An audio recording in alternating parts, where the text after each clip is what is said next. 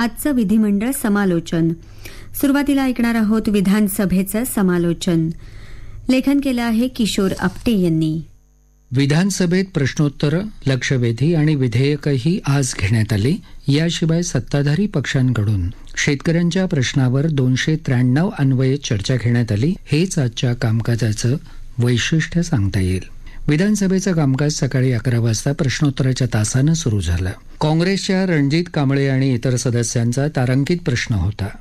Andheri Subway तुंबू नये यासाठी 1.5 किलोमीटरचा मायक्रो टनेल तयार न करता त्याच्या समोरचं बांधकाम मोकळं करून अंधेरी सबवेचं पाणी मिलेनियर इमारतीच्या खाली टाकून अंधेरी सबवेला बंद होण्यापासून मुक्त करणार का, असा प्रश्न कांबळे यांनी उपस्थित केला. त्याबाबत पुन्हा सर्वेक्षण करण्याची तयारी दर्शवत उद्योगमंत्री उदय सामंत यांनी नगरविकास मंत्री आणि मुख्यमंत्र्यांच्या वतीनं उत्तर दिलं.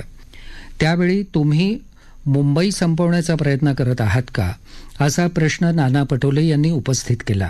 नाल्यावर अनधिकृत काम करणाऱ्या बिल्डरला मुदत देत आहात, हे बंद होणार का आणि तेथील पाणी समुद्रात जाण्याची सोय करणार का, असा प्रश्न त्यांनी मांडला.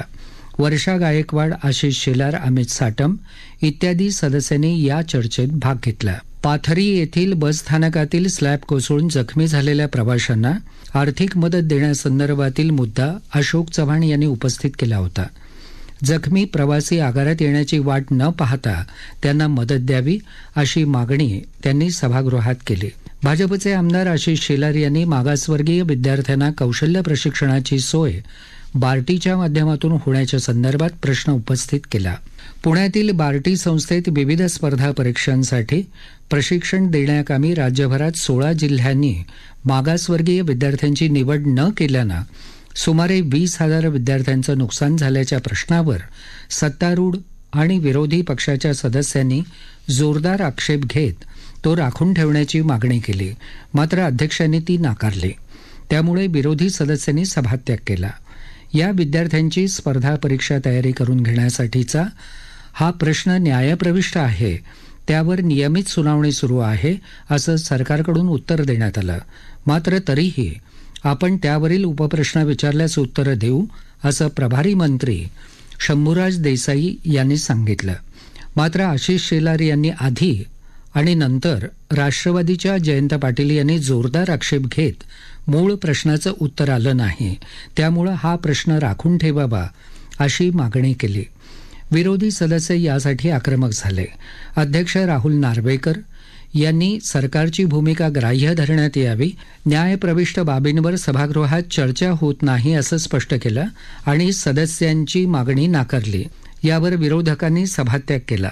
अध्यक्षांनी या प्रश्नाची बाजू समजून घ्यावी आणि त्यावर पुन्हा चर्चा करावी, अशी मागणी उपमुख्यमंत्री देवेंद्र फडणवीस यांनी केली. मुंबईतील खासगी आणि सरकारी अशा सर्वच्या सर्व 1,574 रुग्णालयांपैकी 663 रुग्णालयांनी अग्निशामक यंत्रणाबाबतच्या बाबींची पूर्तता केलेली नाही, त्यामुळे त्यांना नोटीस बजावण्यात आली आहे. येत्या 90 दिवसात त्याबाबत विशेष यंत्रणा नेमून पुनर्तपासणी केली जाईल, अशी माहिती प्रभारी मंत्री उदय सामंत यांनी एका प्रश्नाच्या उत्तरात दिली. हा प्रश्न सुनील राऊत, राम कदम आदींनी उपस्थित केला होता.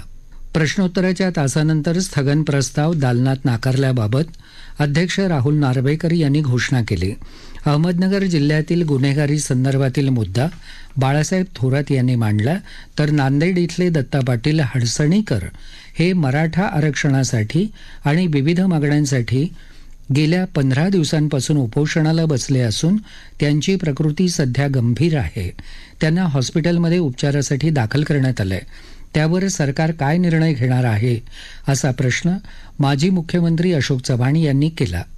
राष्ट्रवादीचे आमदार अनिल देशमुख यांनी महाराष्ट्रात 2,200 मुली बेपत्ता झाल्या, सरासरी दिवसाला 70 मुली बेपत्ता झाल्या आहेत, याबाबत चर्चा घ्यावी, अशी मागणी केली. त्यावर जे सांगितलं जातं ते चुकीचं सांगितलं जातं. आपण त्या मुली परत आणतो. जेव्हा गृह खात्यावर चर्चा होईल तेव्हा उत्तर देईन, असं उत्तर यावेळी गृहमंत्री देवेंद्र फडणवीस यांनी दिलं. नाना पटोले यांनी बारसू रिफायनरी प्रकल्पासंदर्भातील मुद्दा उपस्थित केला. ज्या जनतेच्या आणि स्थानिकांच्या भावना आहेत त्यांना समजून घेऊन हा प्रश्न निकाली लावावा अशी मागणी पटोले यांनी केली. त्यानंतर लक्षवेधीचं कामकाज पुकारण्यात आलं. अंमली पदार्थ सेवन आणि विक्री यावर आळा घालण्यासाठी केंद्र राज्य सरकार संयुक्त बैठकीत चर्चा झाली. याबाबतच्या केंद्रीय कायद्यात 4 पद्धतींच्या सुधारणा करण्याची मागणी राज्यानं केली आहे. याशिवाय परदेशी व्यक्ती आरोपी असल्यास त्याच्यावर खटला सुरू असेपर्यंत त्यांना विशेष स्थानबद्ध केंद्र तयार करून त्यात ठेवलं जाईल अशी माहिती उपमुख्यमंत्री देवेंद्र फडणवीस यांनी याबाबतच्या लक्षवेधी सूचनेवर दिली. रोहित पवार, नितेश राणे यांनी यावर चर्चा उपस्थित केली होती. ठाणे शहर स्मार्ट सिटी योजनेच्या अंतर्गत 7 लाख झाडं नष्ट करण्यात आली असून यामध्ये पर्यावरणाचा ऱ्हास झाला यासंबंधित शासनानं चौकशी केली आहे का, त्यामध्ये किती झाडं नष्ट झाली आणि किती अधिकाऱ्यांवर कारवाई केली असा प्रश्न लक्षवेधीमध्ये मांडण्यात आला. लक्षवेधीनंतर विधेयकांचं कामकाज घेण्यात आलं. यानंतर सत्ताधारी पक्षाकडून 293 अन्वये शेतकऱ्यांच्या प्रश्नावरील चर्चा पुकारण्यात आली. किरण लहामटे यांनी चर्चेला सुरुवात केली. बाळासाहेब थोरात यांनी शेतकरी पावसाळा उशिरा सुरू झाल्यानं चिंतित असल्याचं सांगितलं. या चर्चेत ज्येष्ठ भाजप सदस्य हरिभाऊ बागडे, भास्कर जाधव, अनिल देशमुख आदी सदस्यांनी चर्चेत भाग घेतला. हे समालोचन सुरू असताना सभागृहात 293 अन्वये चर्चा सुरू होती.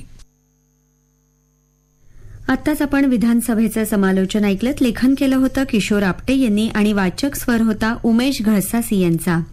यानंतर ऐकणार आहोत विधान परिषदेचं समालोचन. लेखन केलं आहे गौरीशंकर घाले यांनी.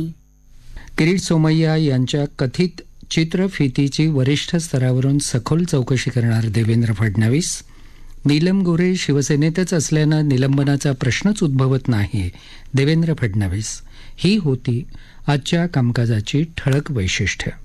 मंगळवारी दुपारी 12 वाजता विधान परिषदेच्या कामकाजाला सुरुवात होताच उपसभापती नीलम गोऱ्हे यांनी प्रश्नोत्तराच्या तासाचं कामकाज पुकारलं. मात्र उपसभापतींच्या अपात्रतेच्या मुद्द्यावर चर्चा होऊ द्यावी अशी मागणी विरोधकांनी केली.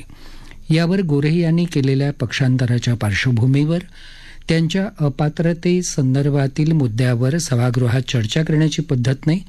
तरीही उपमुख्यमंत्री देवेंद्र फडणवीस याबाबत कायदेशीर भाग सभागृहासमोर मांडतील असं संसदीय कार्यमंत्री चंद्रकांत पाटील यांनी सभागृहात सांगितलं.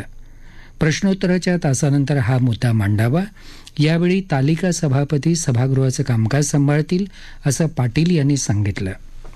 आज सकाळी झालेल्या गटनेत्यांच्या बैठकीत तोडगा निघालेला आहे. त्यामुळे प्रश्नोत्तराच्या तासानंतर हा मुद्दा मांडावा असं उपसभापती नीलम गोऱ्हे यांनीही सांगितलं. त्यानंतर प्रश्नोत्तराचा तास सुरळीत सुरू झाला.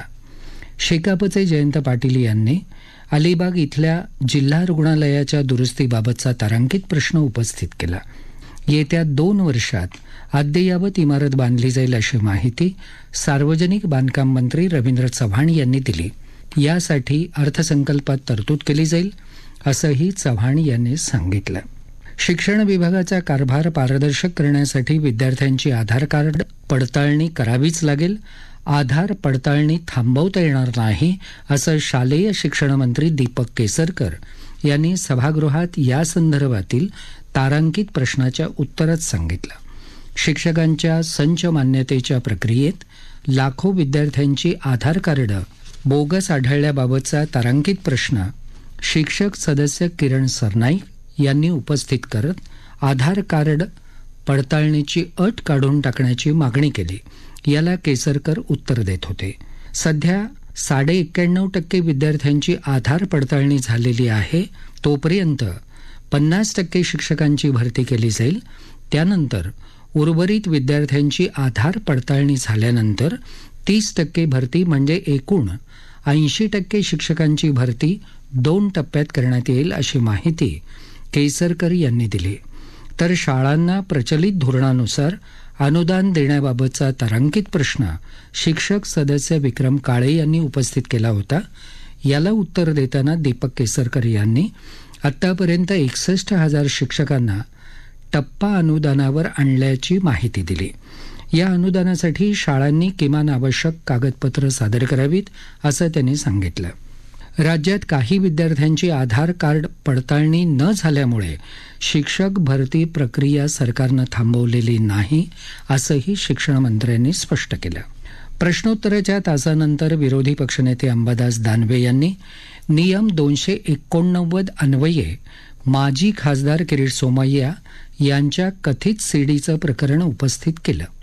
यावेळी आक्षेपार्ह व्हिडिओ असलेले पेनड्राईव्ह उपसभापतींकडे पाठवत असून याची सखोल चौकशी करण्याची मागणी दानवे यांनी केली.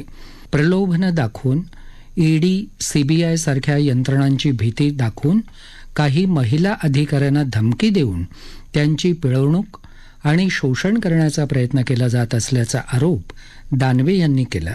तर शिवसेना उद्धव ठाकरे गटाचे अनिल परब यांनी यावेळी बोलताना या माजी खासदारांना दिलेली सुरक्षा काढून घेण्याची आणि या चित्रफितीची सत्यता समोर आणण्याची मागणी केली.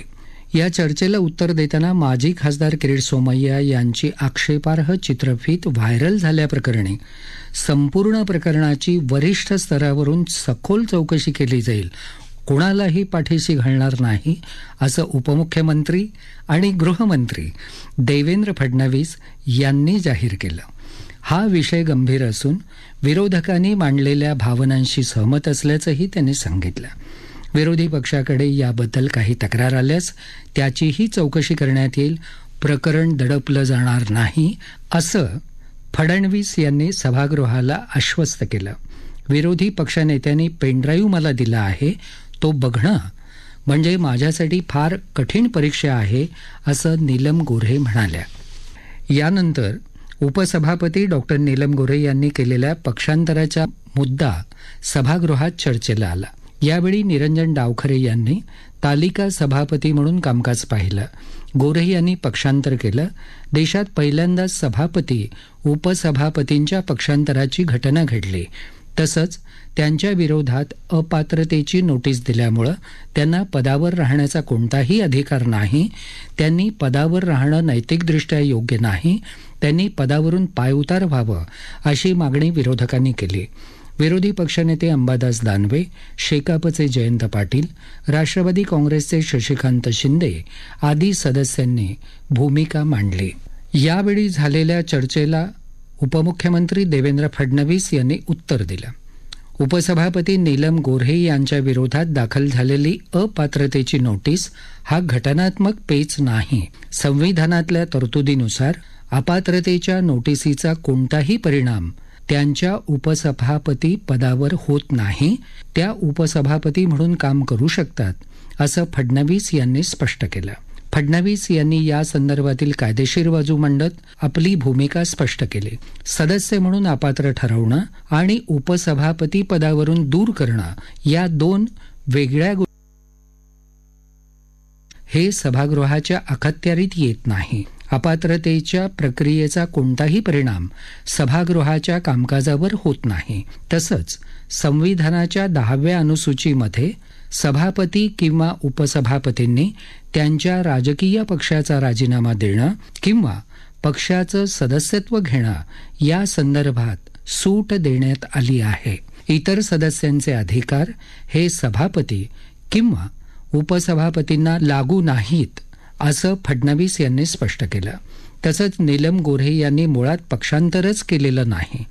विधिमंडळाच्या सदस्य होताना त्या ज्या पक्षात होत्या त्याच पक्षात त्या आहेत. केवळ त्या पक्षाचं नेतृत्व बदललं आहे असं देवेंद्र फडणवीस यांनी यावेळी सांगितलं. यानंतर ग्रामपंचायत, जिल्हा परिषदांच्या आणि पंचायत समित्यांच्या विवेक्षित सार्वत्रिक किंवा पोटनिवडणुकांमध्ये राखीव जागांवर निवडून आलेल्या व्यक्तींना जात पडताळणी प्रमाणपत्र सादर करण्यासाठी वर्षभराची मुदतवाढ देणारं विधेयक विधान परिषदेत मंजूर करण्यात आलं. जात वैधता प्रमाणपत्र सादर करण्यासाठी वारंवार मुदतवाढ देण्यापेक्षा यावर तोडगा निघणं आवश्यक आहे. त्यामुळं ही जात पडताळणी प्रमाणपत्र शालेय स्तरावर देण्याबाबत सरकार विचार करत आहे असं ग्रामविकास मंत्री गिरीश महाजन यांनी या विधेयकावरील चर्चेदरम्यान सांगितलं. विधान परिषदेचं समालोचन आत्ताच आपण ऐकलं. लेखन केलं होतं गौरीशंकर घाले यांनी आणि वाचक स्वर होता उमेश घळसासी यांचा. याबरोबरच आजचं विधिमंडळ समालोचन इथेच समाप्त होत आहे.